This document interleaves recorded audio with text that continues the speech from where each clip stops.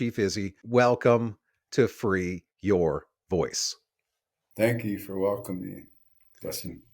So tell us, who are the Lakota? The Lakota are just one of 1,000 nations on this continent. We're just one of many.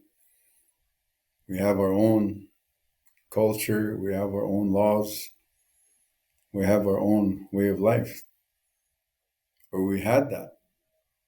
We had it until the white man came. And all disruption started.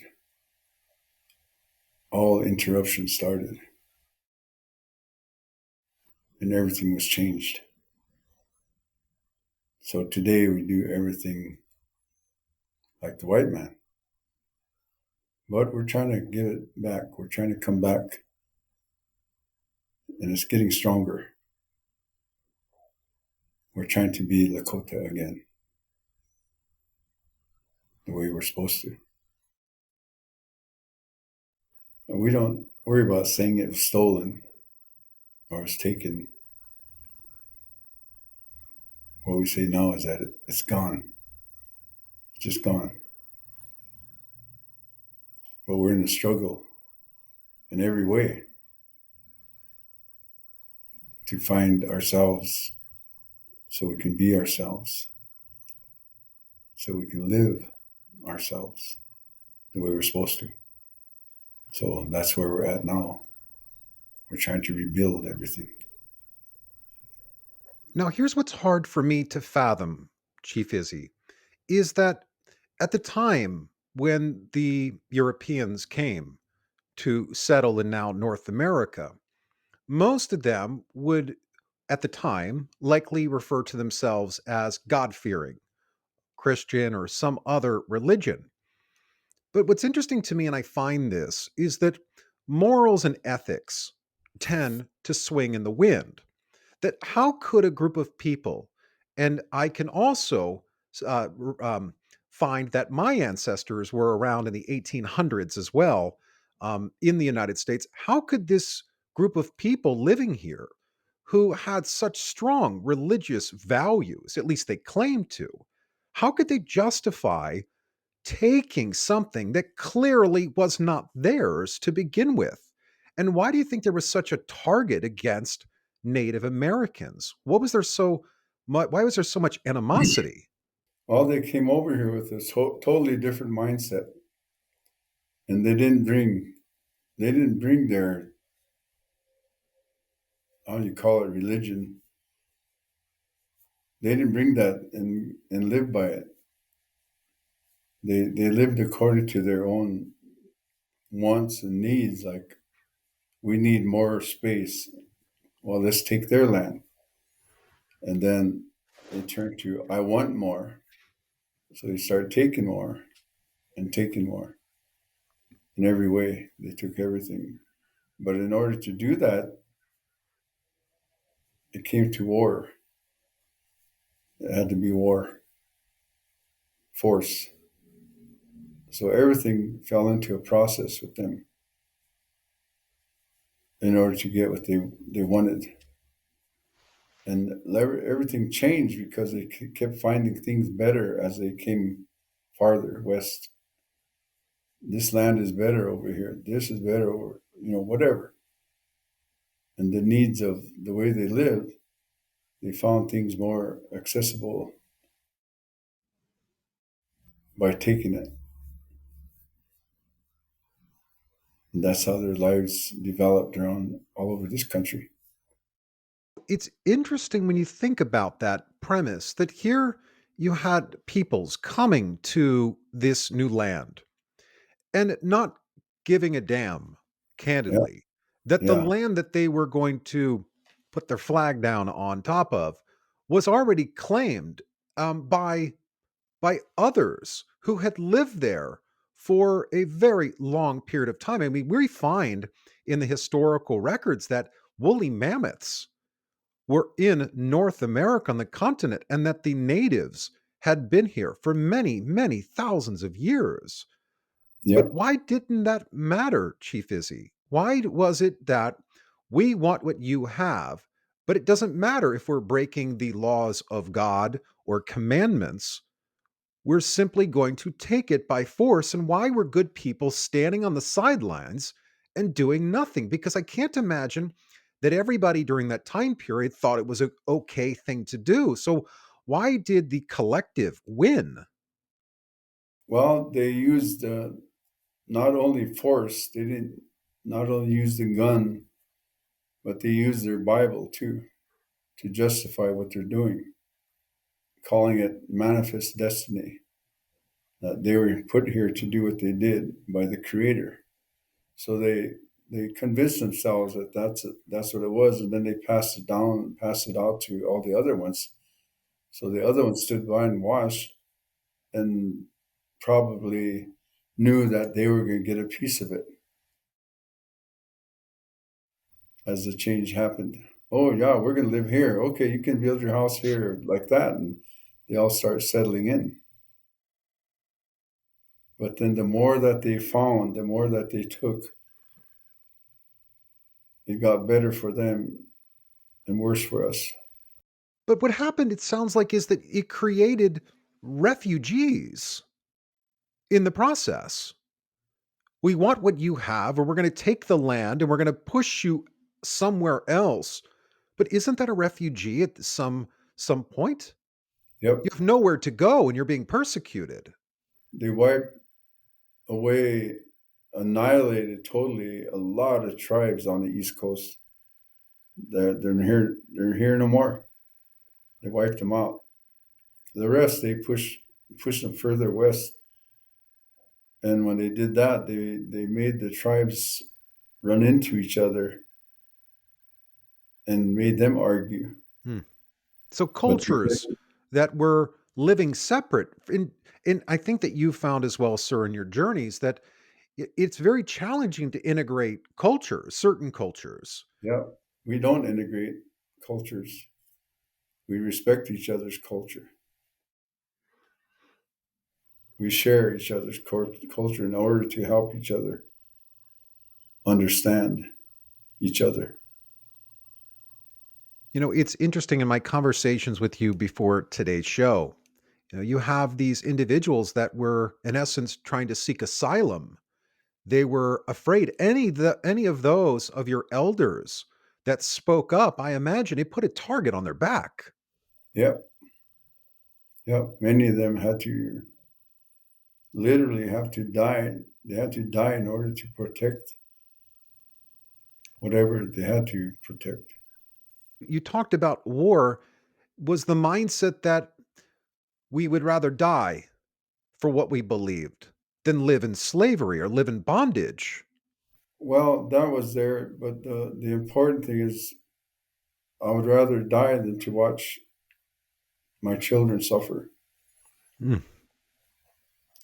I'd rather die than watch the elders suffer. I'd rather die than to watch all the sacred land be destroyed because the Creator gave us all this.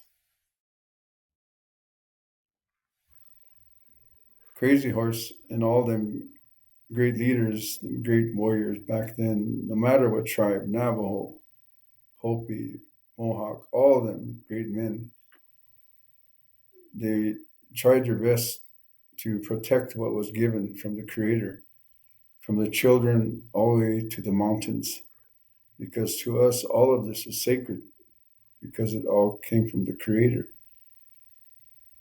It was all beautiful back then before the white man came. This was our paradise, but then it was all destroyed and changed. But why were you perceived? I'm not saying you literally, but your people. Why were you perceived as savages? Because you did believe in a creator, and I'm not suggesting that one is or is not a savage if they believe or not believe in a creator, but you did believe in something greater than you, that your lives all served a purpose, and each and every living thing had a purpose to it. So why was this perception that you were somehow inferior? Well, they used that to influence the minds of their own people. They did all the atrocities, and then they go back to their people and say they're doing all this to us. which was a lie. So the children, the white children, they were growing up with those lies, thinking that all native people were savages and all that. But it was a lie to justify their thievery and the murdering of our people. And they did that in order to take our land. And have you seen any sort of over the years, sir, as you've been leading your tribe and actively involved as an elder in the tribe, how has the US government's policies evolved for better or for worse in their treatment or their recognition of the Native American tribes? It's not much. It's all what would you call nice words. That's how it's always been. The full, like I told some people one time. I said, "This is how it is. My grandfather, a long time ago, he had 100 acres, and then your grandfather came and took all the 100 acres. So my grandfather, he has nothing now, today, right now. And your grandfather is saying to his grandchildren, I'm really happy I have this and I can leave it to my grandchildren so they're going to be happy, whatever. So we're saying now, today, I say, give us back 50 acres, at least 50 acres, give us half so I can leave something for my grandchildren. But they can't do that. That was at a time we had a gathering a few years ago, and the theme of that gathering was reconciliation, where them and us will come together, shake hands, and say, I'm sorry. And then from there, we're going to be good friends and everything's good. But I got up at the end, I got up and said, that isn't right. Because on one side is reconciliation. I can understand that. But on the other side of that coin is atonement. Hmm. So, in order to make reconciliation a reality and true, then you have to have atonement to verify what you're saying. I'm sorry. Then, if you have atonement, then that's what seals it. It makes it real. But if there's no atonement, everybody shakes hand and leaves. But the problem is still there. My people are still having a hard time. My people are still suffering. My people, you see, just shaking hands and say I'm sorry, that don't change nothing. Well, it's interesting that you say that because I've had this amazing opportunity to talk to people far more educated than myself in regards of how Africa was impacted due to slavery and how so many individuals were taken from Africa and brought into other regions of the world, not just saying the United States, and how it put Africa behind for a very long period of time. And it's interesting. I read a statistic that said that there was a drop in the population alone in the Americas. So pre-European settlers, that there was somewhere around 5 million American Indians or natives to the region. And that within a period of 100 to 200 years, that number had dropped to only 250,000. I mean, you're talking about an enormous decrease in the population of the tribes or the natives that must have a multi-generational impact. Some of us look at things different on the tribes, the way we look at things. And that's because some have learned and some haven't learned or come to understand. And it's funny you said that because some kids in school, grade school, they asked me one time, they said, Grandpa, how come there's more white people than Indian people? I said, well, when the native people, when they die, when they leave this earth, they go right to the creator or they go to heaven. But when the white people die, they come back. reincarnation or whatever you call it, they come back because they didn't do it the right way. So they have to go through this again. So when one of us leaves, one of them come back. So as that goes on, ours becomes less and less because they don't come back. But those become more and more because they come back. So how has this been for you, Chief Izzy? I mean, you're not a young buck anymore. And as you're getting Sure. well, you are. You still got your mojo about you, and I'm giving you a big hug right now across the screen. But as you're getting older and you have much more emotional intelligence than ever before, and you feel so much, and you want things to be so much better for the generation that today you're leading and guiding, what do you think's going to happen? Not to be morbid, but once you move on, what is that going to be like? Are they prepared to not have a Chief Izzy in their life? Well, I'm trying my best to help them to learn and prepare so that before I leave, I can look around and hopefully I can say they're going to be all right. That's all I can do. But it's not just up to me. Like they say, the adults are responsible for the children. So all of us should be working together to do this. And just uniting the adults is harder than uniting children because the adults are all caught up in this world with different things and they're not able to focus on the truth, the reality of life for the people. And so, where do you think we go from here, Chief Izzy? Where do you see the next 10 years, 50 years, 100 years? Do the do those that have those that come from the Native American tribes, those that were truly born or their ancestors were from this continent long term, do they get remembered? Will they be remembered for the good, for all the amazing things that your people and your ancestors that they left behind? They protected the earth here. They protected it. They were its guardians. They believed that everything was connected from the fungus to the clouds to the coyote to every animal, every creature, everything had some connection here, and you were the guardians of that. So, how do we guard something when now pipelines are being brought in, the earth is being turned over, and at some point, I have to imagine that Mother Nature, the earth, will fight back. Everything happens over and over. And now today we're we're running out of time according to prophecy. All the indigenous people, all the world were given the same messages, but not everybody's learning or changing or coming into the positive, the reality and the truth of what this life is about. They're being left behind because they're stuck in all that negative. So in order to come out, we have to change and start learning the truth and then going on from there.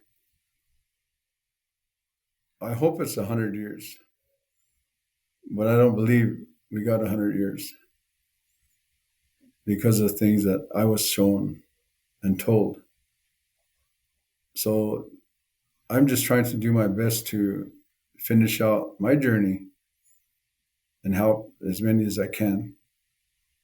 That's all I can do.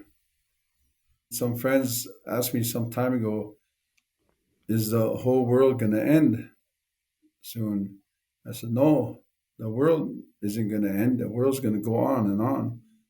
But your world is going to end. Your world, you can walk out that door and get hit by a car. You don't know what's going to happen out there. It could happen any day, any time. But when that happens, your world will end. And that's gonna it's gonna add up to the one at the end. So as we're going down this road, everything starts to come apart eventually. Everything. But we got to learn and be there for each other. And so freedom of speech, because you are one of these advocates to free your voice, to speak up, to have courage. And courage is it doesn't mean you don't have fear. Courage is not allowing fear to stop you. So how important is freedom of speech, Chief Izzy? Freedom of speech is the freedom of your spirit. But your spirit, you have to learn and come out of your own fears. You have to be brave enough to face yourself and to wake yourself up, kick yourself in the ass, and get moving because only you can do that yourself. And once you start to see and start to learn and start to do those things, then you can get stronger with knowledge. You can get stronger with understanding. And them are the real strengths of life. The truth. Those that make you strong as a person. And then you don't worry about being afraid of anything because there's nothing to be afraid of. Because you start to see things clearer and understand things more, that's what's going to guide you. So it makes everything small. So as we now head towards the end of the show, Chief Izzy, would you impart on us a Lakota Sioux blessing? Well, looking at where everything's at, looking at how serious everything is as far as trying to make things better, I always go back to our leaders, that wisdom that they carry and still share with us today. Sitting Bull, our great chief leader a long time ago, he said, let us put our minds together to see what life we can make for our children. So even though that was a long time ago, it's even today to show the struggle. Beautiful words from a Yep, very wise man. Chief Izzy, thank you so much for freeing your voice. you're welcome. And I'm here to do it every time. From my heart to yours, thank you.